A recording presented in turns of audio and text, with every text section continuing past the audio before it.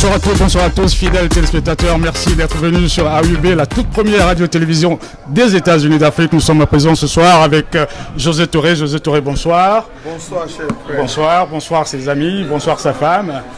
Bonsoir chez vous, téléspectateurs. José Touré, une question pour vous. Et vous étiez ambassadeur du showbiz aux États-Unis. Vous avez contribué à l'évolution de plusieurs artistes aux États-Unis, africains bien sûr. Vous avez entrepris des opérations de boîtes de nuit, des discothèques et tout. C'était une réussite totale. Aujourd'hui, vous avez changé carrément de part. Vous voulez devenir maire à Djamé, une ville de la Côte d'Ivoire bien évidemment. Qu'est-ce qui vous pousse à faire ça ? Tout à l'heure, je disais sur l'autre antenne que notre motivation, c'est de vraiment contribuer au développement de notre pays d'abord, et non ainsi ma commune. Ma commune a beaucoup de potentialités dont ça a été un peu négligé de d'autres parts.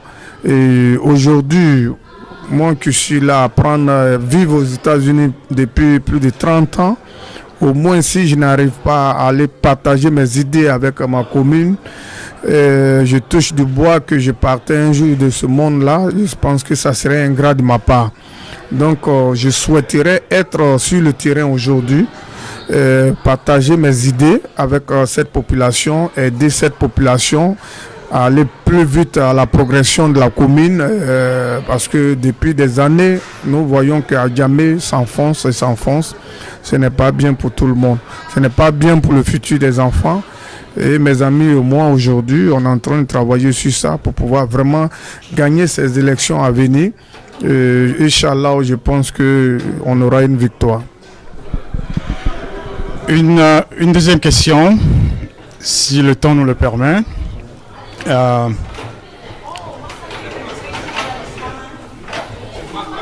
Si vous êtes élu en tant que maire d'Adjamé, c'est bientôt, je pense bien, vous allez entamer votre fonction sous les ordres de Ouattara. Et qu'est-ce que vous pensez de ça? Moi, je pense que si nous sommes élus, c'est pas sous les ordres de Ouattara. Ouattara, il est le président de la République de Côte d'Ivoire. Et moi, ma population qui m'a élu, je pense que j'ai un devoir de les écouter, mais mes idées, je pense que je dois partager ça avec ma population. Et je pense qu'on a les idées nécessaires pour pouvoir réussir où certaines personnes n'ont pas réussi. Et Inch'Allah, je pense que ça serait une fierté pour la diaspora. Et comme on l'avait dit tout à l'heure, c'était le social. Mais en vérité, il y a la politique dedans. Quand vous êtes maire, vous êtes obligé de faire la politique. Que vous voulez ou pas, vous allez faire la politique. Une question encore, une avant-dernière question. Si on a appris que Ouattara a amnistié pas mal de personnes, y compris Madame Gbagbo, quelle est votre opinion là-dessus? Pour moi, je ne fais qu'applaudir. Si aujourd'hui la Côte d'Ivoire est réconciliée avec tous ses filles et fils, ça serait une bonne chose pour nous tous.